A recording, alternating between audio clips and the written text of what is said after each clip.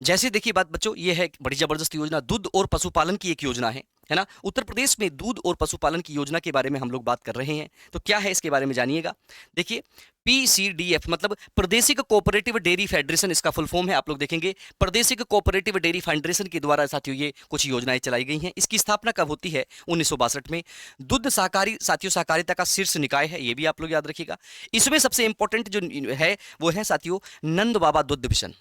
नंद बाबा दुग्ध मिशन साथियों सबसे इंपॉर्टेंट योजना है। तो आप लोग कहेंगे भैया क्या कि 6 जून 2023 को साथियों ये आपकी स्टार्ट होती है, और बजट में 1,000 करोड़ रुपए जब उस समय स्टार्ट हुई थी तो दिए गए थे। इसका उद्देश्य क्या था? इसका उद्देश्य था यूपी को दूध उत्पादन में अग्रणी बनाना। और बच्चों आपको बता दें कि यूपी जो है ना, उत्तर प्रदेश दूध उत्पादन में, अगर हम बात करें दूध उत्पादन में मेरे भाई प्रथम स्थान पर है भी, फर्स्ट इस पोजीशन पर है भी, ये भी आप लोग याद रखेंगे। भाई देखिए, नंदनी कृषक समृद्धि योजना, नंदनी कृषक समृद्धि योजना एक अगली योजना है बच्चे, बड़ी इंपॉर्टेंट योजना है, इसको भी देखते हुए चलिएगा।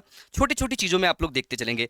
नंदनी कृषक समृद्धि योजना बच्चों नंद बाबा की एक उपयोजना है ना। नंद बाबा मिशन जो है ना ये वाला, इसकी उपयोजना है, आप लोग याद रखेंगे। इसमें क्या होगा, 25 स्वदेशी गायों की डेयरी लगाने पर सरकार द्वारा 50% साथियों सब्सिडी, और अधिकतम कितना 62.5 लाख रुपए की सब्सिडी दी जाएगी। अगर आप 25 स्वदेशी गायों को इकट्ठा कर कर एक डेयरी लगाना चाहते हैं तो बच्चे सरकार है ना किसमें, नंदनी कृषक समृद्धि योजना के माध्यम से, जो कि ये साथियों नंद बाबा दुग्ध मिशन के ही अंतर्गत आती है। आपसे पूछेगा किसकी एक मतलब अम्ब्रेला योजना है, तो इसी के अंतर्गत आती है। 62.5 लाख रुपए तक की साथियों आपको अधिकतम सब्सिडी दी जाएगी, और 50%, अगर मान लो 10 लाख लगाते हो तो 50% सब्सिडी के द्वारा नंद बाबा कृषक योजना के साथ किया जाएगा। आइए कुछ चीजें जानते हैं, आइए जानते हैं बच्चों थोड़ा। देखिए क्या, नंद बाबा दुग्ध मिशन की शुरुआत कब की गई? नंद बाबा दुग्ध मिशन की स्थापना कब की गई बच्चों? तो आप वहेंगे नंद बाबा दुग्ध मिशन की स्थापना बच्चों कब की गई थी? 6 जून 2023 को। और साथियों बजट में 1,000 करोड़ रुपए दिए गए थे। 1,000 करोड़ रुपए बच्चों उस टाइम पर बजट में दिए गए थे। इतने रुपए से ये स्टार्ट की गई थी, आप लोग देखेंगे आगे। दुग्ध सहकारिता निकाय यानी कि पीसीडीएफ अभी बताया है आपको हमने, है ना।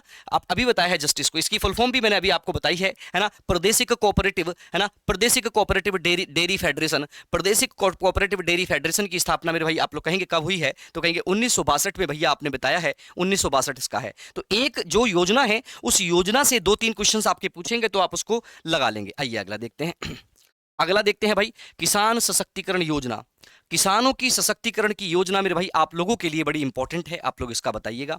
किसान सशक्तिकरण योजना के बारे में हम लोग जान रहे हैं। जैसे जैसे बड़ी इंपॉर्टेंट योजना आपसे पूछी जाती है, और कई बार एग्जाम में पुरानी योजनाएं भी भैया बोल देता है ना। क्योंकि आजकल नई योजनाओं से रिलेटेड ना पूछ के वो बहुत बहुत पुरानी योजनाएं पूछ रहा है। क्यों? क्योंकि उत्तर प्रदेश का आधार रही है ना, आधार रही है उत्तर प्रदेश का बच्चों, ये भी इंपॉर्टेंट है। किसान वही योजना बच्चों, किसान वही योजना 1992 में आती है। कई बार पूछेगा, आप लोग याद रखेंगे किस लिए आती है ये देखिएगा। उसका मेन थीम जानिएगा, किसानों को उनकी जमीन का मालिकाना हक और पासबुक, है ना, पासबुक देना, ताकि आसानी से वे ऋण ले सकें। जमीन के साथियों किताब और पासबुक होगी तो वो किसी भी बैंक में जाकर अपनी जमीन को साथियों गिरवी रखकर या अपनी जमीन पर कुछ करना चाहते हैं लेकिन उनके पास पैसा नहीं है, तो कुछ पैसा साथियों लेकर वो अपना उत्पादन बढ़ा सकते हैं, डेयरी खोल सकते हैं, उससे साथियों पशुपालन कर सकते हैं, या जो भी बीज वगैरह लेकर या अच्छे अच्छे यंत्रों का उपयोग कर कर वो अच्छी खेती कर सकते हैं। तो इसलिए बच्चों किसान वही योजना आई जिसमें किसान की जितनी भी जमीन होती है उसका आकलन होता है। आइए आगे देखिए, किसान मित्र योजना 2001 की योजना है बच्चों, किसान मित्र योजना, इसके बारे में भी जानिए। किसानों और कृषि विभाग की दूरी कम करने के लिए, मतलब किसान मित्र, किसान का मित्र कौन बच्चों? किसान और सरकार, यानी किसान और कृषि विभाग के बीच में एक ऐसा कड़ी हो जो दोनों को जोड़ पाए। तो बच्चों किसान मित्र योजना आई किसानों और कृषि विभाग की दूरी को कम करने के लिए। आधुनिक जानकारी देने के लिए बच्चों क्या किया गया, 12वीं और साथियों जो बीएससी पास लोग थे उनको मित्र बनाया गया, उनको किसान मित्र के लिए अपॉइंट किया गया, और वो बहुत अच्छे से आगे, है ना। रोनी जी कल एग्जाम है, आप जो भी लेखपाल का है वो शायद 21 तारीख का एग्जाम है, आप लोग देखेंगे। आइएगा अगला देखते हैं मेरे भाई। अगला देखिए, the million farmers schools, the million farmers school यानी कि किसान पाठशाला के नाम से आपने सुना भी नहीं होगा ऐसी योजना, और बार बार एग्जामिनर ऐसी ही चीजें पकड़ता है, ऐसी ही चीजें एग्जामिनर पकड़ता है जो आप लोग, जहां पर आप लोग थोड़ा सा असहज महसूस करते हैं। जैसे द मिलियन फार्मर्स किसान स्कूल या फिर किसान पाठशाला, शुरुआत होती है बच्चों इसकी 5 दिसंबर 2017 को, है ना। विश्व मृदा दिवस के अवसर पर ये किसान पाठशाला स्टार्ट होती है, और लक्ष्य होता है 190 लाख किसानों को साथियों प्रशिक्षित करना, ताकि वो अच्छी तरीके से मृदा की जान पहचान ले सके, मृदा के अपने सारी चीज़ों के बारे में जान सकें कि भैया मृदा में क्या चीज़ इंपॉर्टेंट है, क्या हो सकता है। तो तीनों साथियों किसानों की योजना है, इनके बारे में आप क्वेश्चंस कर लेते हैं एक आध। किसान वही योजना उत्तर प्रदेश में किस वर्ष में स्टार्ट हुई? आप लोगों से पूछेगा तो कहेंगे भैया किसान जो योजना है, किसान वही योजना, वो आप कहेंगे भैया कब स्टार्ट हुई? तो आप कहेंगे 1992 में स्टार्ट हुई। बड़ी इंपॉर्टेंट सी योजनाएं हैं, इसलिए मैं आपके साथ लेकर चलता हूं। अगला, द मिलियन फार्मर्स स्कूल का लक्ष्य कितने किसानों को प्रशिक्षित करना था? उत्तर प्रदेश के कितने किसानों को प्रशिक्षित करना था मेरे भाई? एक बार सभी मेरे प्यारे साथी जितने भी लोग मेरे साथ जुड़े हैं, है ना, अगर आपको अच्छा लगे तो साथियों लास्ट में एक बार लाइक जरूर कर दीजिएगा क्लास को, और बताइएगा भैया क्लास में क्या और इंपॉर्टेंट हो सकता है ना। आप क्या साथियों इसमें अच्छी तरीके से आप लोग देख सकते हैं। एक बार सभी बच्चे, है ना, सभी बच्चे इस सेशन को लाइक कर दीजिएगा। आइए देखिए, तो आप कहेंगे भैया 190 यानी कि 190 लाख जो आपके किसान थे उनको करना होगा। आगे देखिएगा, सुरक्षा एवं उपज वृद्धि तकनीक के लिए, साथियों सुरक्षा और उपज की वृद्धि के लिए कुछ ऐसी योजनाएं भी लाई गई उत्तर प्रदेश में, जिनके बारे में देखिए, जैसे मुख्यमंत्री खेत सुरक्षा योजना। क्या भैया? मुख्यमंत्री खेत सुरक्षा योजना लाई गई। मुख्यमंत्री खेत सुरक्षा योजना किस लिए लाई गई भैया? खेतों की सुरक्षा किससे होगी बच्चों? नील गाय आती हैं, आवारा कुत्ते आते हैं, कुछ ऐसे जानवर आ जाते हैं जो आपके खेत से बहुत सारे निकल जाते हैं, जैसे एक साथ निकल गए तो खेत पट हो गया, है ना, खेत के कुछ स्थान ऐसा बेकार हो गया, तो उनसे बचने के लिए मुख्यमंत्री खेत सुरक्षा योजना, किससे? आवारा जानवरों से, नीलगाय और सुअर से बचाव के लिए साथियों खेत के चारों ओर 12 वोल्ट का सोलर फार्मिंग, साथियों फेसिंग, सोलर फेसिंग, किसान के चारों ओर, खेत के चारों ओर सोलर फेसिंग होगी जिसमें लाइट जलती होगी, और जब भी आप देखेंगे तो यहां पर जो बच्चों, यहां पर जो भी आवारा कुत्ते, आवारा साथियों सुअर, या फिर जो भी लोग होंगे, मतलब जो भी जानवर होंगे आवारा जो आपके खेती को नुकसान कर देते हैं, तो उन वो साथियों लाइट से और इस 12 वोल्ट की करंट से भाग जाएंगे, वो नहीं आएंगे। तो ये बड़ी इंपॉर्टेंट योजना थी। इसमें बच्चों क्या हुआ, अगर आप लगाते हैं और सब्सिडी का 60%, बच्चों सब्सिडी का 60%, अगर कोई किसान 2 लाख रुपए खर्च कर अपने चारों तरफ एक सोलर, साथियों सोलर के लिए एक कह सकते हैं चारों तरफ एक सोलर फेसिंग करता है, चारों तरफ पर 2 लाख रुपए खर्च करता है, देखिए तो देखिए अधिकतम कितना, अधिकतम 1.3 लाख रुपए, और साथियों 2 लाख का 60%, यानी कि जितना भी खर्च करेगा उसका 60%, और 60% ऐसा नहीं कि वो 50 लाख खर्च कर दे, है ना, केवल 1.43 लाख अधिकतम ही मिल सकता है उसको। इसका मतलब है जितना भी खर्च करेगा उसका जो 60% है वो इतना ही होना चाहिए, है ना। तो ये कैलकुलेशन से आप बचेंगे, केवल 60% याद रखेंगे, अधिकतम पे भी ध्यान रखेंगे। मैं इसलिए लिख कर आया हूं क्योंकि एग्जामिनर आजकल थोड़ा अपडेट हो गया है, और अपडेट में वो ये पूछता है अधिकतम कहां तक जा सकते हैं, तो 1.3 लाख रुपए से ज्यादा नहीं जा सकते, मतलब ऐसा अमाउंट जिसका 60% इससे ज्यादा नहीं हो, तब तो सब्सिडी मिलेगी, नहीं तो सब्सिडी बच्चों अपना अलग हो जाएगा, है ना। आइए मेरे भाई अगला देखते हैं, पंचामृत योजना बड़ी इंपॉर्टेंट है। पंचामृत योजना की बात करते हैं तो बच्चों है क्या, उद्देश्य क्या है पंचामृत का? देखिए, गन्ना किसानों की आय को दुगना करना, गन्ने के लिए स्पेशली है, गन्ना किसानों को आय में दुगना करना। बच्चों कैसी तकनीक है? 5 तकनीकें प्रयुक्त की गई हैं इसमें साथियों पंचामृत में, इसलिए 5 अमृत यानी कि 5 प्रकार के साथियों अलग अलग इसमें बात की गई है। कौन कौन सा? ट्रेच विधि, पेड़ी विधि, मल्चिंग विधि, ड्रिप विधि और सह फसल विधि।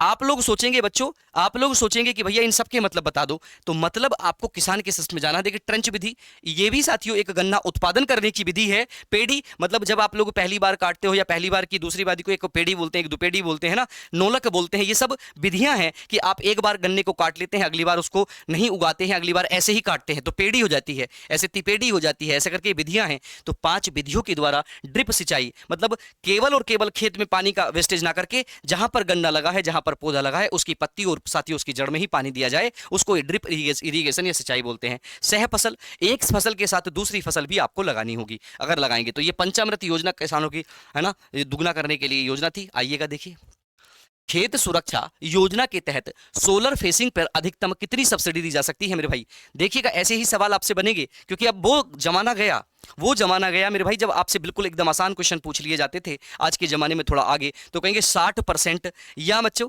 या क्या कहा जाएगा 1.43 लाख, है ना, लाख जो है वो अधिकतम इतनी ही दी जाएगी।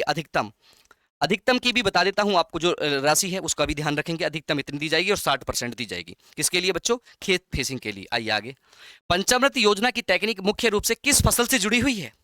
पंचामृत जो योजना उत्तर प्रदेश में चल रही है किस फसल से जुड़ी है? तो मेरे सारे भाई और सारी बहनें और सारे दोस्त जितने भी लोग हैं, है ना, जो लोग ट्रेवल कर रहे हैं या पहुंच चुके होंगे, वो सब लोग ध्यान देंगे भैया, ये गन्ने से जुड़ी हुई है, गन्ने से। अगर आलू की बात करें मेरे भाई, तो आलू की आपको पता है एक निर्यात केंद्र बन रहा है आलू का, याद रखेंगे कहां पर? आगरा के सिंगना में बच्चों, आगरा के सिंगना में बन रहा है या निर्यात केंद्र बन रहा है, आप लोग देखेंगे। और मेरे भाई, है ना, इसका केंद्रीय आलू अनुसंधान केंद्र आप सभी लोग जानते हैं, केंद्रीय आलू अनुसंधान, है ना, अनुसंधान जो केंद्र है, और केंद्र कौन सा वाला है बच्चे, वो क्षेत्रीय वाला है। अगर आपसे क्षेत्रीय पूछा जाएगा तो वो कहां पर है, मेरठ, कहां पर, मोदी नगर में बच्चों, मेरठ के मोदी नगर के आसपास, है ना, आप लोग को देखने को मिल जाएगा, आप लोग इसको देखेंगे बढ़िया। और बच्चों आलू को ताज ब्रांड से, ताज ब्रांड से साथियों इसकी क्या करी गई है, ब्रांडिंग की गई है, जिससे कि दूर दूर तक जा सके, है ना। आप लोग देखेंगे बहुत बढ़िया तरीके से सारी चीजों को जानेंगे, है ना। गेहूं उत्पादन में उत्तर प्रदेश का प्रथम स्थान है, ये भी आप लोग जानेंगे। उत्तर प्रदेश का क्या है साथियों, प्रथम स्थान है, आप लोग देखेंगे। धान की बात करें हम लोग, है ना, तो धान में साथियों पेड़ी जो भी चीजें हैं धान, या है ना, उत्तर प्रदेश के धान का कटोरा, उत्तर प्रदेश का बच्चों धान का कटोरा कौन सा कहलाता है, धान का कटोरा, कटोरा क्या कहलाता है, कहेंगे भैया चंदौली कहलाता है, चंदौली जिला धान का कटोरा कहलाता है, आप लोग इसको भी देखेंगे, है ना। तो आगे चलते हैं अगला, देखिए मिलेट्स और वानिकी।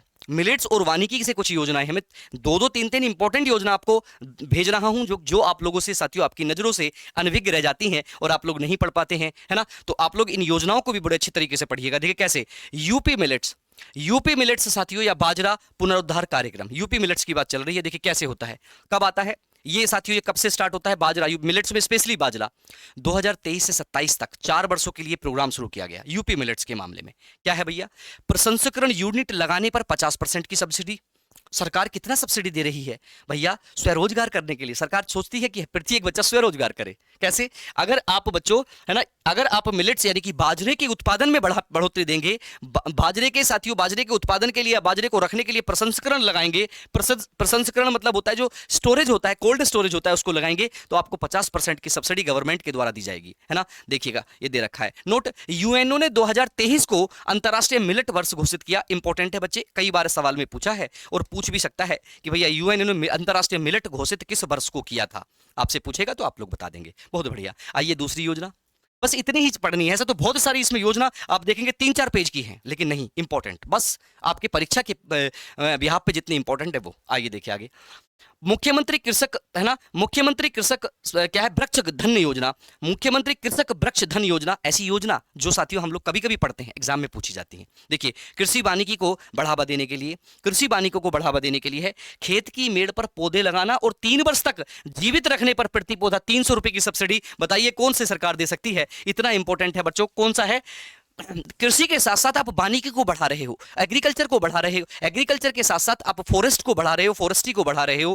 कह रहा है मुख्यमंत्री कृषक वृक्ष धन योजना, मतलब मुख्यमंत्री कृषि के साथ वृक्ष लगाएंगे तो धन मिलेगा, योजना समझ लेंगे बस आराम से, खाली समझ लेंगे। कैसे, मुख्यमंत्री कह रहे हैं कृषि के साथ जो कृषक हैं अगर वो वृक्ष लगाएंगे तो उनको धन देंगे, और कितना देंगे, 300 रुपए देंगे। और कब देंगे 300 रुपए प्रति वृक्ष, जब वो 3 साल तक उस वृक्ष को साथियों पाल के दिखा देगा। ऐसा नहीं है, ऐसा नहीं है आपने पूरे खेत में साथियों से लिप्टस, यूकेलिप्टस लगा दिया और पॉपुलर लगा दिया और आप जाके 3 साल तक पाल के उसको पैसा, नहीं। ऐसे वृक्ष, इनके अंदर भी साथियों बात कही है, ऐसे वृक्ष साथियों जो आपके जो खेती है या जो आपकी मिट्टी है उसके फ्रेंडली होंगे, इको फ्रेंडली, ऐसे नहीं आतंकवादी वाले, है ना, आतंकवादी वाले वृक्ष नहीं। ऐसे वृक्ष जो साथियों खेती को नुकसान ना करते हो, ऐसे वृक्ष को आप 3 वर्ष तक अपनी खेत की मेड़ पर लगाकर पालिएगा, आपको 300 रुपए प्रति वृक्ष मिलेगा। बहुत सारे बच्चे तो इसको देख भी नहीं पाते, जान भी नहीं पाते।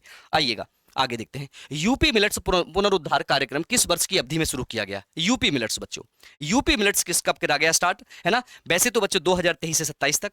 आपको पता है यूएनओ ने 2023 को क्या किया बच्चों, 2023 को क्या बताया, अंतरराष्ट्रीय मिलेट्स डे, अंतरराष्ट्रीय बच्चों क्या करा इसको, मिलेट्स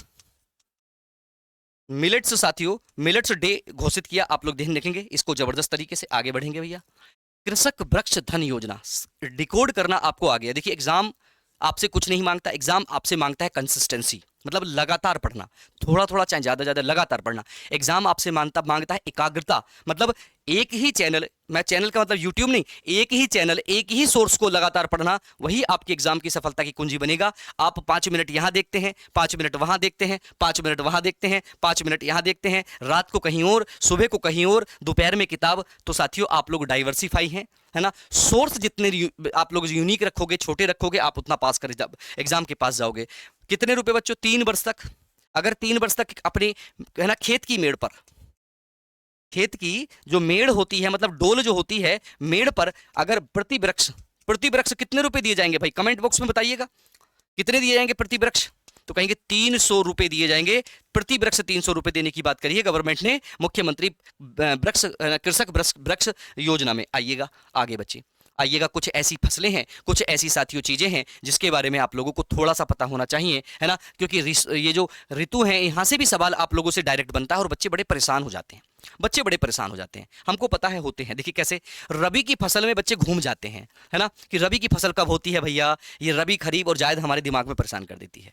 बहुत सारे बच्चों से मिला हूं, बहुत सारे बच्चे हम लोगों को देखते हैं और बहुत सारे बच्चे बताते हैं कि भैया ये जो है ना, ये बड़ा परेशान करने वाला हमारे पास 7 चैप्टर होता है। कौन सा, रबी खरीफ, और क्योंकि कुछ ऐसी फसलें हैं हमको परेशान करती हैं हमेशा। हो सकता है आपके साथ भी, लेकिन आज देखिएगा कैसे बच्चों, रबी जो होता है ना, रबी रबी क्या होता है भैया, शीत यानी कि ठंडी की फसल होती है, शीत काल में आती है, शीत फसल होती है, ठंडी की फसल होती है। बस इतना याद रखना, रवि यानी कि सूरज, सूरज जो है हमें कब अच्छा लगता है, गर्मी में अच्छा लगता है क्या, नहीं, ठंडी में अच्छा लगता है।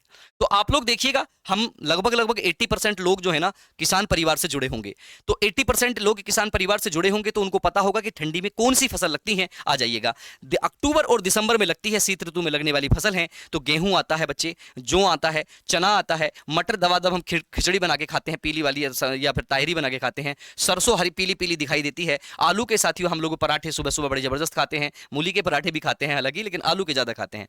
तो बच्चों अब खरीफ, खरीफ मतलब खरसा, खरसा का मतलब गर्मी, गर्मी भयंकर वाली। ये क्या है बच्चों, ये गर्मी की मानसून की फसल है। अभी आप लोग देखेंगे ना, अभी मानसून आने वाला है, मानसून यानी कि वर्षा, जब वर्षा स्टार्ट होगी, वर्षा के प्रारंभ होने पर, है ना, कि प्रारंभ होने पर ये स्टार्ट होगी फसल, है ना। और वर्षा कब आती है, गर्मी में आती है भैया, गर्मी की फसल है, गर्मी की फसल है। और गर्मी कब होती है, अभी आने वाला है जून जुलाई, जून जुलाई में बच्चों देखने को मिलेगा, है ना। तो जून जुलाई की फसल है मेरे भाई।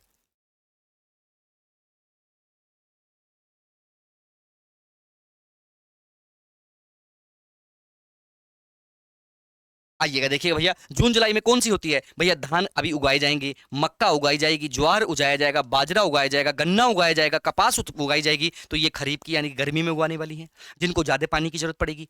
ऐसी फसलें जिनको ज्यादा पानी की जरूरत यानी कि वर्षा होगी तब जरूरत पड़ेगी। अब आती है बीच की बच्चों, अब इनके बीच की आती है भैया, देखिए ये क्या हो गया, दिसंबर हो गया, ये जून हो गया, इसके बीच की भी तो बच गई कुछ चीज, दिसंबर से जून के बीच में भी तो बच गया। कहेंगे हाँ भैया बच गया, क्या, ये जायद वाली जो बीच की फसल होती है, इसको ग्रीष्म या कहते हैं मार्च और अप्रैल की, है ना, मार्च और अप्रैल की फसल है। जब हम लोग चबाचब करके अभी दबा दब हम लोग खा रहे हैं, मार्च अप्रैल में बोगी होगी और मई में साथियों लगभग अप्रैल मई के लास्ट में कटना शुरू हो जाएगी। तो हम दबा दब खाते हैं क्या भैया, हम खाते हैं खरबूजा, तरबूज, ककड़ी, हरी सब्जियां, जितनी भी मैक्सिमम हरी सब्जियां होती हैं यहाँ पर आती हैं। अब आप ये मत बोलना, अब आप ये मत बोलना कि सर हरी सब्जियां तो हर समय मिल जाती है, भैया कोल्ड स्टोरेज की मिलती हैं। कहाँ की मिलती हैं, कोल्ड स्टोरेज की मिलती हैं। देखिए अगर हम बात करें, गन्ना खरीफ की फसल है जबकि सरसों रबी की फसल है, दोनों गड़बड़ करते हैं। गन्ना खरीफ की है, गन्ना खरीफ की फसल है, और सरसों जो है मेरे भाई वो कब की है, वो आपको देखने को मिलेगा रबी की फसल है। दोनों बड़े इंपॉर्टेंट हैं, आप लोग इन दोनों चीजों के बारे में जानिएगा। और आइएगा मेरे भाई, सवाल बताइएगा, सवाल का जवाब दे दीजिएगा और आपका काम हो जाएगा। अगर आपने सवाल का जवाब दे दिया तो आपका काम मेरे भाई हो जाएगा।